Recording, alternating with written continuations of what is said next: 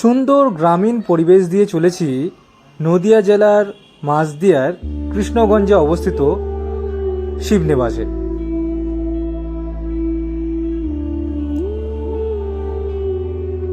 এই শিবনিবাসকে অনেকে বুড়ো শিব মন্দির বা রাজরাজেশ্বর মন্দিরও বলেন।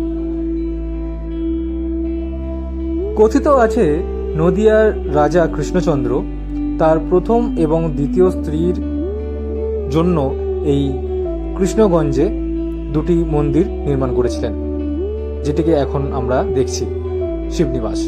1754 খ্রিস্টাব্দে শিবনিবাসের খুব সামনে দিয়ে বয়ে গিয়েছে চূর্ণী নদী। এখন দাঁড়িয়ে রয়েছি ঠিক চূর্ণী নদীর সামনে।